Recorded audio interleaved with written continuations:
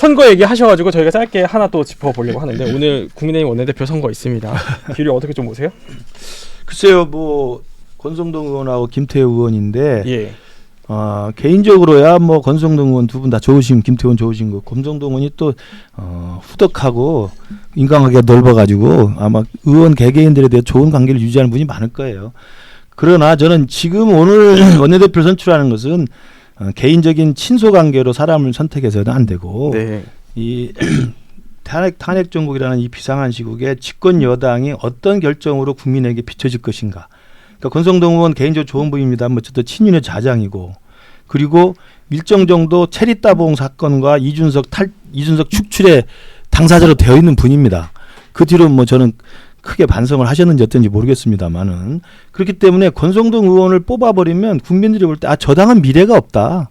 이 와중에도 친윤을 보호하고 친윤이 결집해서 네. 또 이게 또 대통령 보호하려고 나서는 거 아니야?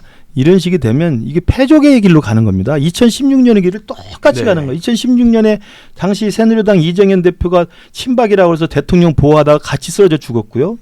그때 홍준표 대선 후보가 같이 그러다가 지금까지 저렇게 계속 망동을 계속하고 있는 겁니다. 자기 인식을 못하고.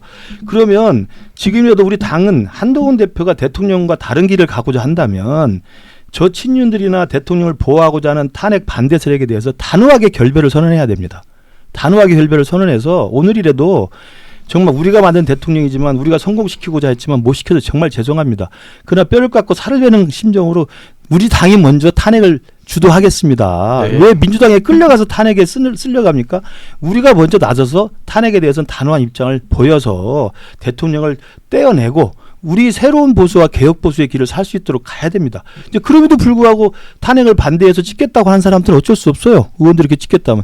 그건 그 뒤에 우리가 대통령 이 탄핵 문제가 결정된 다음에는 우리 당의 살 길을 찾아야죠. 예. 저는 그러면서 권성동 의원 개인에 대한 게 아니라 이것은 이 시국에 우리 당이 패족의 길로 가느냐, 아니면 그나마 조금이라도 하나의 희망의 불씨를 챙겨서 대통령 탄핵 이후에 새로운 개혁 보수의 길에 희망을 좀 불씨를 살려놓느냐, 저는 이 기로에 서 있다고 생각을 해요. 근데 이번 원내대표 선거가 상당히 좀 정치적으로도 이해관계가 좀 계산이 좀 복잡한 이유 중에 또 하나는 이제 탄핵안이 가결될 가능성이 높다라는 보도들이 계속 나오고 저희도 어제 취재를 해 보니까 한 이탈표가 6표로는 일단 추산이 되고 있습니다. 그러니까 한 2표 정도만 더 모으면 탄핵안이 가결될 경우 이게 한동훈 대표 책임론으로 볼 수 있다. 친윤계에서는 이미 벌써 준비를 하고 있는 기류인 것 같고요. 그렇게 되면은 이제 최고위원 장동혁 위원이 사퇴를 하게 되면은 지도부가 비대위 체제로 전환이 되고 그걸 키를 쥐고 갈 사람이 결국 이 신임 원내대표이기 때문에 이 원내대표 자리가 중요하다는 건데 좀 어떻게 예상하세요, 김경진 의원님? 글쎄요, 일단 저도 국민들께 죄송하고 반성하지만 예. 사실은 선거 과정에 대통령 선거 과정에서 또 정권 출범 이후에 대통령님 지근거리에 있었던 분들은 지금 고개 푹 숙이고 그냥 아무 말도 안 해야 돼요. 아무것도 안 해야 되고요. 누가 뭐라 그러든지 간에 그냥 무조건 잘못했습니다. 저희가 잘못했습니다.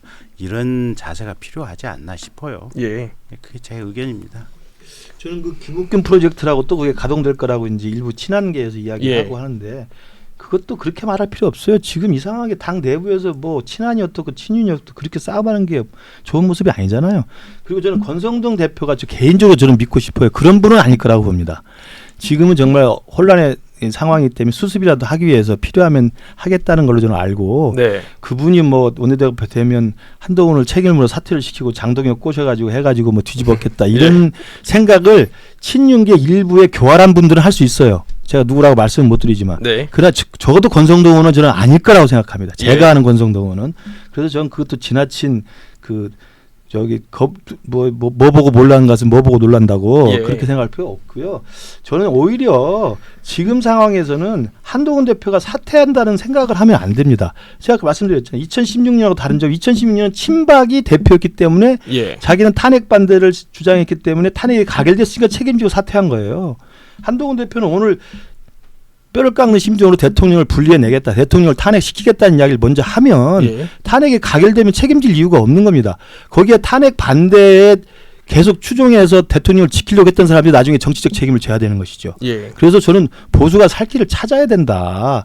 더 이상 윤 대통령에 대해서 의리를 지키고 기대해서 윤 대통령의 어떻게 보호를 하려고 하거나 부정선거에 망상에 빠져가지고 어떻게 좀 해보려고 하거나 이런 사람들 단호히 분리해내고 정말 보수가 수도권과 이 중도층에 어필할 수 있는 새로운 보수를 거듭나야 이게 된다. 참 저는 마지막 기회이라고 네. 생각해요. 이게 참 예. 어려운 게 당내에서 정말 뜨거운 열성 지지자들 있잖아요. 네. 광화문에도 지금 이 상황에서도 주말마다 태극기 집회 하시잖아요. 사실은 그분들 중에 부정선거라고 믿는 분들이 꽤나 많아요. 이게 이 부정선거 망상을 가진 당원들을 당에서 분리해낸다? 이게 정말 어려운 얘기예요. 그래서 이게 지금 저희도 장기적으로 보면 예. 당원들의 생각의 좌표를 정상적인 생각의 좌표로 되돌려 놔야 되는데 저기 아마 댓글에도 지금 부정선거 전 세계에서 다 있는데 뭐 이런 댓글들이 있을 거예요. 네. 제가 만나는 당원들 중에 뜨겁게 선거운동 하셨던 분들이 그런 분들이 꽤 있어요. 지금도 윤석열 대통령 지키자고 뜨겁게 주장하시는 분들 중에 또 그런 분들이 계세요.